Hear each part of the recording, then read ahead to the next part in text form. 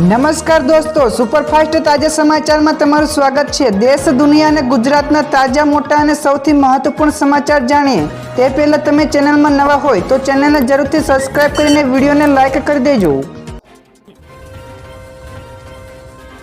સૌથી પહેલાં દોસ્તો આપણે વાત કરીએ તો અંબાલાલ પટેલની મોટી આગાહી। 42 ડિગ્રી ગરમીમાં શેકાયા બાદ ગુજરાત ફરીથી ભીંજાશે તો 28 એપ્રિલથી કરા સાથે વરસાદનું સંકટ તોળાઈ રહ્યું છે। જી હા દોસ્તો, એપ્રિલ મહિનાની શરૂઆતમાં જ માવઠાના નાના રાઉન્ડ બાદ ધીમે ધીમે ગરમી આકરા તેવર બતાવી રહી છે તો ઉનાળો પોતાના અસલી મિજાજમાં આવી ગયો હોય તેમાં છેલ્લા 3-4 દિવસથી રાજ્યના મોટાભાગના શહેરોમાં મહત્તમ તાપમાન 40થી ઉપર પહોંચી ગયું છે। તો એવામાં જાણીતા હવામાન નિષ્ણાત અંબાલાલ પટેલ દ્વારા આગામી દિવસોમાં આકરી ગરમી બાદ માવઠાની મુસીબતની ચેતવણી આપી છે। તો દોસ્તો તેના વિશે વિગતમાં વાત કરવામાં આવે તો હવામાન નિષ્ણાતે જણાવ્યું છે કે આગામી 28 એપ્રિલથી મે મહિનાની શરૂઆતમાં જ એક મજબૂત પશ્ચિમી વિક્ષેપ આવી રહ્યો છે જેની અસરના ભાગરૂપે ગુજરાતના કેટલાક ભાગોમાં ફરીથી કરા સાથે વરસાદ પડવાની શક્યતા રહેશે। તો આ ઉપરાંત 15 મેથી લઈને જૂનની શરૂઆત સુધી બંગાળના ઉપસાગરમાં વધુ એક શક્તિશાળી વાવાઝોડું સર્જાઈ શકે છે તેમજ 17 મેથી લઈને 20 જૂનની વચ્ચે અરબ સાગરમાં પણ એક સાયક્લોન બનવાની શક્યતા છે। તો દોસ્તો બીજા સૌથી મોટા સમાચાર સામે આવ્યા છે। નાણાં મંત્રાલયે મોંઘવારી ભથ્થું વધારવાના આદેશો આપ્યા તો આ દિવસથી થશે લાગુ તેમજ કેટલા ટકાનો વધારો થશે તે અંગે વાત કરવામાં આવે તો 8મા પગાર પંચ એટલે કે 8મા પે કમિશન અંગેની ચર્ચાઓ વચ્ચે કેન્દ્ર સરકારે લાખો કેન્દ્રીય કર્મચારીઓ તેમજ પેન્શનરોને મોટી ભેટ આપતા મોંઘવારી ભથ્થામાં 2% એટલે કે ડીએમાં 2%નો વધારો કરવાની ઔપચારિક જાહેરાત કરી છે। તો નાણાં મંત્રાલયે બુધવારે એટલે કે ગઈકાલે 22 એપ્રિલના રોજ એક સપ્તાહવાર પરિપત્રમાં આ જાહેર કર્યું છે। તો આ અનુસાર આ વધારો 1 જાન્યુઆરી 2026થી અમલમાં આવી ગયો છે। તો દોસ્તો ત્યાર પછી આગળ વધુ એક સૌથી મોટા સમાચાર મળ્યા છે। સિંગ તેલ અને કપાસિયા તેલના ભાવમાં હાશકારો તો ખાદ્ય તેલના ભાવમાં ઘટાડો જોવા મળ્યો છે। જી હા દોસ્તો, સિંગ તેલ અને કપાસિયા તેલના ભાવમાં ઊંચા સ્તરેથી ભારે ઘટાડો જોવા મળ્યો છે। તો ગઈકાલે સિંગ તેલના ડબ્બા દીઠ ભાવમાં ₹50નો ઘટાડો તેમજ કપાસિયા તેલના ડબ્બા દીઠ ભાવમાં ₹50નો ઘટાડો થયો છે। તો આ ઉપરાંત સૂર્યમુખીના તેલમાં પણ 15 લીટરના ડબ્બામાં ₹80નો ઘટાડો જોવા મળ્યો। તો જો કે અન્ય કેટલાક ખાદ્ય તેલ તેમજ બિન ખાદ્ય તેલના ભાવમાં પણ એકંદરે સ્થિર વલણ જોવા મળ્યું હતું। તો દોસ્તો ડબ્બા દીઠ ભાવની વાત કરવામાં આવે તો સિંગ તેલના ભાવ 2850થી 3050, કપાસિયા તેલના ભાવ 2450થી 2600 રૂપિયા, પામોલીન એટલે કે પામ તેલના ભાવ ₹2350 અને સનફ્લાવર તેલના ભાવ ₹2600 સુધી બોલાઈ રહ્યા છે। તો દોસ્તો બીજા સૌથી અગત્યના સમાચાર સામે આવ્યા છે। પેટ્રોલ અને ડીઝલમાં પ્રતિ લીટર ₹28 સુધી તોળાતો ભાવ વધારો તો બ્રોકરેજ હાઉસીસે અહેવાલમાં ચિંતાજનક સ્થિતિ દર્શાવી છે। જી હા દોસ્તો, વર્તમાન સમયમાં દેશમાં ચૂંટણીનો માહોલ જામ્યો છે તેમજ રેલીઓ પણ યોજાઈ રહી છે। તો મતદાન માટેની પ્રક્રિયા વિવિધ તબક્કામાં જોવા મળી છે તેમજ રાજકીય નિવેદનબાજી પણ જોવા મળી રહી છે। તો આ તમામ વચ્ચે રાજકીય ગરમાવા વચ્ચે એક ગંભીર કહી શકાય તેવી મુશ્કેલી ધીમા પગલે લોકો સમક્ષ આવી રહી છે।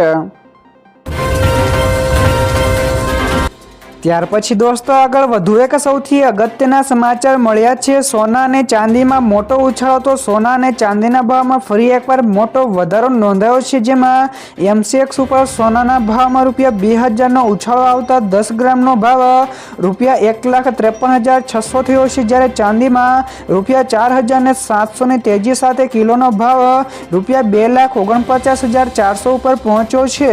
જ્યારે અમેરિકા અને ઈરાન વચ્ચેના યુદ્ધ વિરામની સમયસીમા વધતા રોકાણકારો સુરક્ષિત રોકાણ તરફ વળ્યા છે જેના કારણે કિંમતોમાં આ જંગી વધારો જોવા મળ્યો છે। ત્યારબાદ દોસ્તો ફટાફટ આગળના બીજા સમાચારની વાત કરવામાં આવે તો વડોદરા ભાજપના 200 જેટલા કાર્યકરો કોંગ્રેસમાં જોડાયા. જ્યાં દોસ્તો વડોદરા મ્યુનિસિપલ કોર્પોરેશનના વોર્ડ નંબર 16માં ભાજપના 200થી વધારે સક્રિય કાર્યકરો અને તેમજ આગેવાનોએ પક્ષ છોડીને કોંગ્રેસમાં જોડાવાનો નિર્ણય લીધો છે. તો કોંગ્રેસના ઉમેદવાર ચંદ્રકાંત શ્રીવાસ્તવે તેમણે ખેસ પહેરાવીને આવકાર્યા હતા. જેમાં શ્રીનાથ અરાઇઝ, વિક્ટોરિયા હાઇટ્સ, કેસર ઓરિયન તેમજ આરાધના આંગણ જેવી હાઈ પ્રોફાઇલ સોસાયટીઓના રહેવાસીઓ તેમજ પ્રમુખો પણ મોટી સંખ્યામાં કોંગ્રેસમાં જોડાયા હતા. તો દોસ્તો બીજા સૌથી મહત્વપૂર્ણ સમાચાર સામે આવ્યા છે. હીટવેવની ભારે આગાહી. તો મહારાષ્ટ્રમાં 7 લોકોના મોત અને પારો 45 ડિગ્રી સેલ્સિયસે પહોંચ્યો. જ્યાં દોસ્તો ભારતમાં ભીષણ ગરમીએ પ્રકોપ વર્તાવ્યો છે. તો જેમાં મહારાષ્ટ્રમાં હીટ સ્ટ્રોકથી 7 લોકોના મોત થયા છે, જ્યારે અનેક બીમાર છે. તો આગ્રામાં તાજમહેલ જોવા ગયેલા 6 પ્રવાસીઓ પણ બેભાન થયા હતા. તો ગુજરાત, રાજસ્થાન અને ઉત્તર પ્રદેશ સહિતના રાજ્યોમાં તાપમાન 45 ડિગ્રી સેલ્સિયસને પાર પહોંચતા રેડ એલર્ટ જાહેર કરાયું છે. તો ગરમીના કારણે પ્રવાસન ઉપર માઠી અસર પડી રહી છે. તેમજ વહીવટી તંત્રએ તાકીદે હીટ એક્શન પ્લાન પણ લાગુ કરીને લોકોને સાવચેત રહેવાની સૂચનાઓ આપી છે. તો દોસ્તો બીજા સૌથી મહત્વપૂર્ણ સમાચાર સામે આવ્યા છે. ઇન્ડિયન આર્મીને મળશે ટ્રાવેલ નામની સિસ્ટમ. જ્યાં દોસ્તો યુદ્ધના મેદાનમાં હવે વધુ એક ટેન્ક ઉતરશે જે સામે આવનારી તમામ ચીજોને તબાહ કરી દેશે. તો આ ટેન્ક માઇન્સનો પણ સામનો કરશે.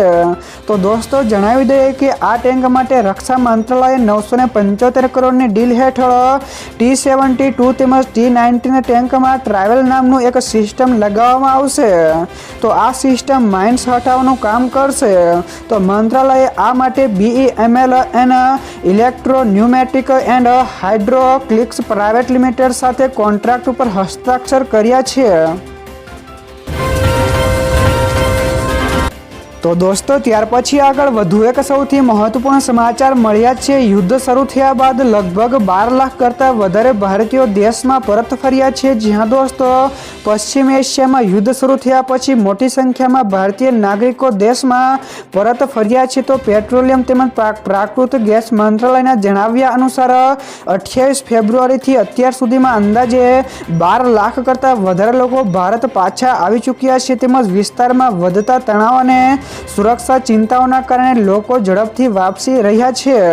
તો સરકારે નાગરિકોની સુરક્ષિત વાપસી માટે જરૂરી વ્યવસ્થા પણ કરી હતી.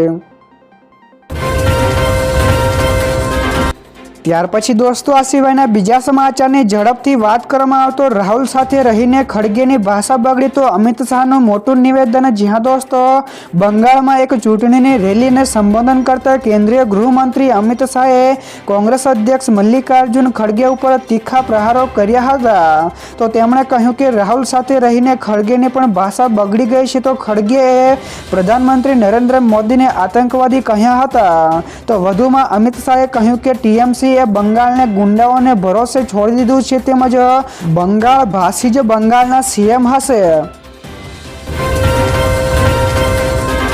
તો દોસ્તો બીજા સૌથી મોટા સમાચાર સામે આવ્યા છે. રાંધણ ગેસ અંગે સરકારનો મોટો આદેશ. જ્યાં દોસ્તો LPGની અછત વચ્ચે સરકારે ગેસ સિલિન્ડરનો સંગ્રહખોર ઉપર કડક કાર્યવાહી શરૂ કરી છે. તેમજ નિયમો અનુસાર એક ઘરેલું કનેક્શનમાં સામાન્ય રીતે 2 સિલિન્ડર રાખવાની મંજૂરી છે. તો એક સક્રિય ઉપયોગ માટે અને એક બેકઅપ તરીકે છે. તો આ મર્યાદાથી વધુ રાખવાથી ગેસ કનેક્શન રદ થઈ શકે છે. તો વધુમાં તેના કારણે હજારો રૂપિયાના દંડ તેમજ કેદની પણ સજા થઈ શકે છે. તો ગેસની અછત સાથે સંકળાયેલી પરિસ્થિતિમાં આ દંડની ગંભીરતા વધુ વધી શકે છે. તો દોસ્તો ત્યાર પછી આગળ વધુ એક સૌથી મોટા સમાચાર મળ્યા છે. અમેરિકા અને ઈરાન યુદ્ધને લઈને મોટા સમાચાર. જ્યાં દોસ્તો અમેરિકા અને ઈરાન વચ્ચે શુક્રવારે પાકિસ્તાનમાં વાતચીત શરૂ થવાની સંભાવના છે. તો ન્યૂયોર્ક પોસ્ટલના અહેવાલ અનુસાર અમેરિકી રાષ્ટ્રપતિ ડોનાલ્ડ ટ્રમ્પે જણાવ્યું કે પાકિસ્તાનની મધ્યસ્થતા પછી બંને દેશો આગામી 36 થી 72 કલાકમાં વાતચીતના ટેબલ ઉપર પાછા ફરી શકે છે. તો ટ્રમ્પે કહ્યું કે વાતચીત ટૂંક સમયમાં સજ શરૂ થઈ શકે છે.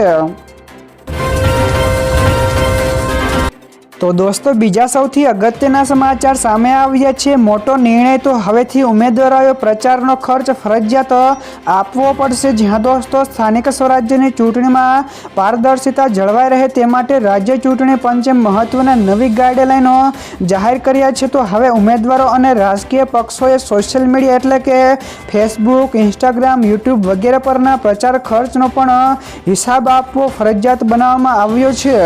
તો આ નિર્ણયથી ડિજિટલ પ્લેટફોર્મ ઉપર થતા પ્રચારની પારદર્શિતા વધશે તેમજ ચૂંટણીની પ્રક્રિયા વધારે નિષ્પક્ષ બનશે.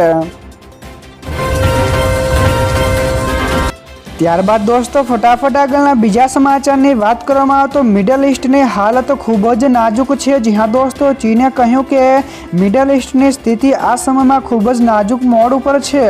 તો ચીનના વિદેશ મંત્રાલયના પ્રવક્તાએ કહ્યું છે કે પરિસ્થિતિ એવા સ્થાને છે કે જ્યાં મામલો યુદ્ધની શાંતિ તરફ જઈ શકે છે અથવા તો ફરી લડાઈ શરૂ થઈ શકે છે. તો આ સમયે મહત્વનું છે કે દરેક સંભવ પ્રયાસો કરવામાં આવે કે ફરી સંઘર્ષ શરૂ ન થાય. તો આ નિવેદન એવા સમયે આવ્યું છે જ્યારે ટ્રમ્પે સીઝ ફાયરને આગળ વધારી દીધું છે.